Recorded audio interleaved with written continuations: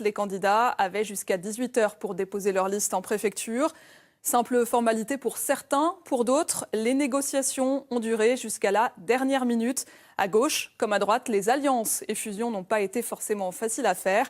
On fait un tour d'horizon avec Catherine Lecomte. C'est en Seine-Maritime que de nombreux accords ont été conclus en moins de 24 heures, comme à Rouen, où le maire socialiste sortant, Yvon Robert, mènera bien une liste commune avec les Verts de Jean-Michel Bérégovoy. Une alliance qui répond à celle à droite de l'UMP Jean-François Bure, à la tête d'une liste d'union avec le centriste Patrick Chabert. À Fécamp, c'est dans la nuit qu'une entente a été trouvée entre la socialiste Estelle Grelier et son adversaire communiste Christophe Courcou, qui obtient 6 postes, dont celui de premier adjoint. À la clé, une triangulaire avec l'UMP en tête et une liste du FN.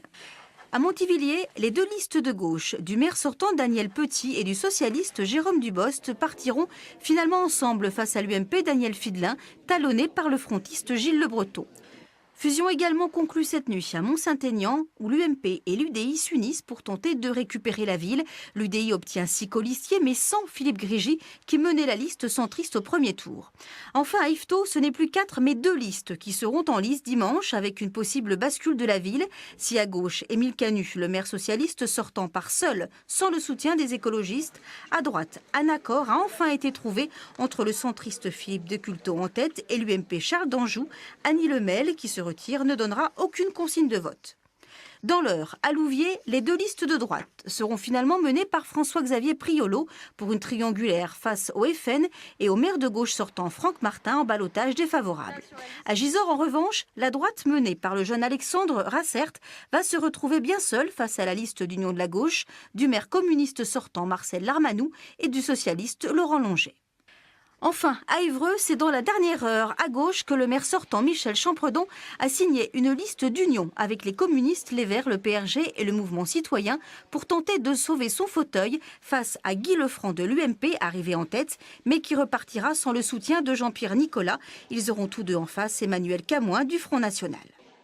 Et puis on vient de l'apprendre, à Yvetot, la candidate sans étiquette Annie Lemel aurait déposé sa liste en préfecture juste avant l'heure limite. Il y a ceux qui parviennent à s'entendre et puis ces communes où l'union semble impossible. C'est le cas de Vernon. Il y aura bien une quadrangulaire dans la 2e ville de l'Eure dimanche prochain. Difficile de savoir à quel candidat elle sera favorable. On fait le point avec Frédéric Lafont, Éric Lombert. L'UMP, Sébastien Lecornu, est arrivé en tête lors du premier tour avec 31,84%. Pour autant, dans les heures qui viennent, il va chercher à glaner les voix qui pourraient faire la différence dimanche. La principale menace pour lui vient de la droite et d'un homme dont il était proche en 2008, Jean-Luc Mirault. La dissidence peut toujours faire perdre une élection. Lorsqu'un candidat se met dans une posture de revanche personnelle, ça peut toujours faire perdre une élection. Donc moi, une fois de plus, je n'ai rien contre Jean-Luc Mirault, mais je veux dire à ses électeurs qui se sont prononcés pour lui au premier tour, de faire le vrai choix de l'alternance au second tour. Jean-Luc Mirault, ancien maire de la ville, est arrivé second avec 26,46% des suffrages. Il estime qu'il n'y a jamais eu d'accord écrit de désistement avec Sébastien Lecornu. Cela m'a été demandé, j'ai dit que ce n'était pas impensable, mais qu'à la condition que cette campagne soit digne.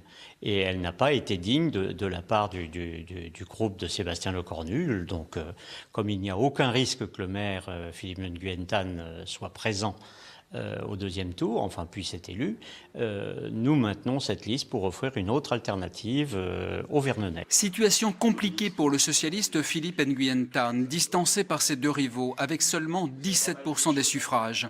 Dans cet entre-deux tours, le maire sortant n'est pas parvenu à fusionner sa liste avec celle des communistes. On n'a pas réussi à avoir d'accord entre nos 2 listes. Bien sûr, nous défendons les mêmes valeurs politiques. Nous l'avons fait pendant tout le mandat ensemble. Et donc moi, j'appelle tous les électeurs qui ont voté pour la liste de Jean-Luc Lecomte, à nous rejoindre, puisque nous sommes les seuls à être en position d'avoir encore un poids au niveau de cette élection. Restent 2 inconnus. Le Front National, Éric Ackermann, fera-t-il mieux lors du second tour? Il a obtenu 10,88% dimanche soir. Et puis, comment se répartiront les voix obtenues par Bernard Touchag, membre du Parti de la France? Et Vernon n'est pas un cas isolé. Dans la région, il y aura d'autres quadrangulaires et triangulaires dimanche prochain dans les communes où les accords étaient inenvisageables ou là où les candidats n'ont pas réussi à s'entendre. Catherine Lecomte. En Seine-Maritime, s'il est une ville où les divisions risquent de peser sur le scrutin, c'est bien Sotteville-lès-Rouen avec pas moins de 5 listes au deuxième tour, dont 3 à gauche, avec un divorce plus que consommé entre la socialiste investie Luce Pan et le maire sortant dissident Pierre Bourguignon, qui affronteront une liste de droite et une autre du Front National. Autre situation de conflit ouvert à Notre-Dame-de-Bondeville, à gauche entre le maire sortant Jean-Yves Merle en position de force et son ancien conseiller municipal socialiste Serge Martin-Desgranges qui affronteront tous deux une liste d'hiver droite. Situation compliquée également à Notre-Dame de Gravenchamp avec 3 listes dont 2 à droite en position de force face à une seule liste d'union de la gauche suite au retrait de Jean-Louis Patin. Autre retrait, celui à Saint-Valery-en-Caux du centriste Benoît Poitvin. Il ne fusionnera pas avec Lionel Canut en duel au deuxième tour avec la socialiste Dominique Chauvel, bien partie pour l'emporter.